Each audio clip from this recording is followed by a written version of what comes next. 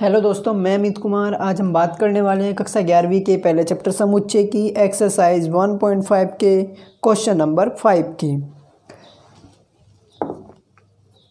चलिए देखते हैं क्वेश्चन क्या कह रहा है। निम्नलिखित में से प्रत्येक के लिए उपयुक्त वेन आरेख खींचिए। देखिए दोस्तों, वेन आरेख का मतलब क्या होता है पहले तो वो समझ लेते हैं। वेन आरेख में एक आयत होता है हमारा, जिसे हम सार्वत्रिक समुच्चय यानी यू बोलते हैं।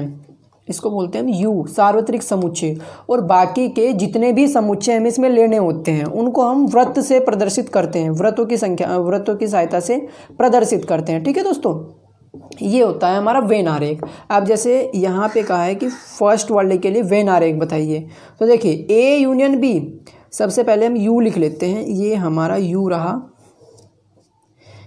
ए यूनियन बी, अगर मान लिया हमारा ए ये है और बी ये है, ऐसा दोनों में कुछ ना कुछ तो कॉमन है। और अगर ना भी हो तो भी क्या दिक्कत है, ये हमारा ए समुच्चय है, ये बी समुच्चय है। ए यूनियन बी, इसका मतलब सारे के सारे, इसके भी एलिमेंट सारे के सारे और इसके भी एलिमेंट सारे के सारे, तो ये हमारा छायांकित भाग हो जाएगा। ठीक है दोस्तों, और ये तो हमारा यू है। अब देखिए यहाँ पे इसने कहा है कि ए यूनियन बी का डैश दिया है। ए यूनियन बी के डैश का मतलब ये है कि ए यूनियन बी के सारे एलिमेंट छोड़ दो, बाकी के जो बचेगा वो होगा। तो इसको तो पूरे को छोड़ दिया हमने, इसको छोड़ा, बचा क्या, इसके बाहर बाहर का ये एरिया, ऐसे टाइप का जितना भी है बाहर का एरिया इन दोनों समुच्चयों के, वो बचेगा। तो ये हमारा ऐसे टाइप का कुछ दिखाई देगा, अंदर का कुछ भी नहीं होगा, इन वृत्तों के दोनों के बाहर का जो हिस्सा होगा। ठीक है दोस्तों, इन दोनों वृत्तों के बाहर का जो हिस्सा होगा वो हमारा क्या रिप्रेजेंट करेगा, ए यूनियन बी का whole dash. A union B का होल डैश रिप्रेजेंट करेगा। ठीक है दोस्तों, जैसे सेकंड है हमारा, और भी अच्छे से समझने के लिए सबसे पहले क्या करेंगे, आयत तो बनाएंगे इसमें हम। ये हमारा आयत हो गया। अब मान लिया ये हमारा ए समुच्चय हो गया और ये हमारा बी समुच्चय हो गया, ये ए ये बी।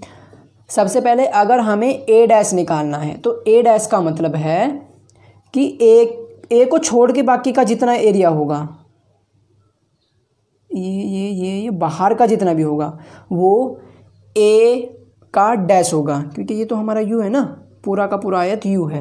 और अगर बी डैश का कहे तो बी को छोड़ करके जो इनका हिस्सा होगा, बी को छोड़ करके जितना भी एरिया बचा वो सारा का सारा, देखिए ऐसे कर लेते हैं ना इसको, ये तो हमारा हो जाएगा बी डैश के लिए पूरा का पूरा फिल।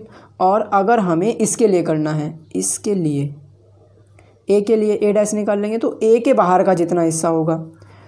अब हमें देखना है इसमें कि कॉमन कौन सा है, दोनों में एक जैसा कौन सा है। तो ए को भी छोड़ दो आप और बी को भी छोड़ दो, तो जो बचेगा इन दोनों के बाहर का जो हिस्सा बचेगा, इसके बाहर का, यहाँ से और यहाँ से यहाँ तक का, इसके बाहर का जो एरिया बचेगा वो दोनों का है।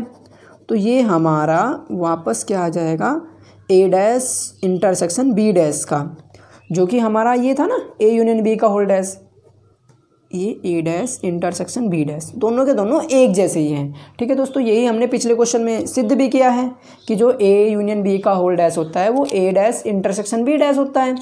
अब इसका थर्ड पार्ट करें अगर हम,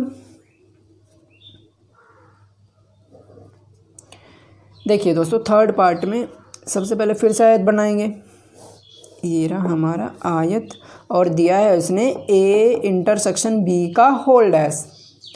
ए मान लिया हमारा ये है, बी ये है।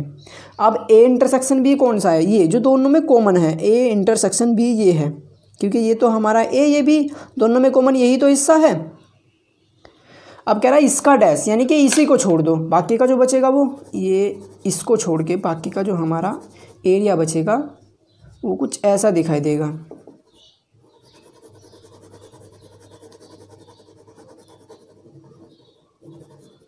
ऐसे टाइप का ना, मतलब इसी हिस्से को छोड़ के बाकी का जो बचेगा वो हमारा क्या होगा, ए इंटरसेक्शन बी का होल डैश, ये हमारा हो गया होल डैश। ठीक है दोस्तों, ए इंटरसेक्शन बी का होल डैश। इसमें हमने ये जो होता है इन दोनों कॉमन, इनमें दोनों में जो कॉमन होता है उसको बोलते हैं हम ए इंटरसेक्शन बी। ठीक है, इसी को छोड़ना है, बाकी का पूरा जो यू होगा वो हमारा ए इंटरसेक्शन बी का होल डैश हो जाएगा। अब जो हमारा फोर्थ पार्ट है, फोर्थ पार्ट क्या है हमारा, ए डैश यूनियन बी डैश निकालना है। आयत बनाएंगे इसमें वापस से,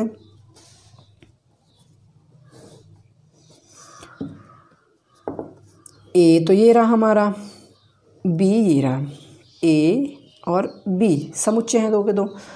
अब ए डैश का मतलब है कि ए को छोड़ दो और बी डैश का मतलब है कि बी को छोड़ के जो यू बचेगा। मतलब हमारा हो गया ए डैश का मतलब इसके बाहर का जो जितना भी एरिया होगा और बी के बाहर का जितना भी एरिया होगा वो। ठीक है दोस्तों, देखिए ए के बाहर का हमारा ये यहाँ से इतना एरिया होगा, पूरा का पूरा बाहर का टोटली इतना इतना इतना, ये हमारा ए डैश हो जाएगा पूरा का पूरा। और जो इसके बाहर का होगा ये साथ में ए में भी चला जाएगा, ये बी डैश हो जाएगा। मतलब और हमने कहा कि ए डैश यूनियन बी डैश, यानी कि इन दोनों को मिला के लिखना, इन दोनों को मिला के लिखना। तो ये इसमें तो कोई भी छायांकित भाग नहीं है ना, इसमें इसके अंदर पूरे के अंदर छायांकित भाग नहीं है, बाकी का बी में भी है जबकि हम ए डैश निकाल लेते, और ए में भी है जबकि हम बी डैश निकाल लेते। तो यानी जो इसको छोड़ के बाकी का जो एरिया बचेगा ये, इसी को छोड़ना है बस। यहाँ पे ये बचा हमारा, यही क्या है हमारा, ए डैश यूनियन बी डैश। ठीक है दोस्तों, यानी ये और ये हमारा सेम है, जो कि हम पिछले क्वेश्चन में प्रूफ कर चुके हैं कि जो हमारा ए इंटरसेक्शन बी डैश होता है वो होता है ए डैश यूनियन बी डैश। ठीक है, ये रहा। तो यही हमारा क्वेश्चन था। ठीक है दोस्तों, अगर आपको इसमें कुछ भी प्रॉब्लम हो तो आप कमेंट करके ज़रूर बताइएगा, और अगर आपकी समझ में आ गया हो तो वीडियो को लाइक कर दीजिएगा। Thank you.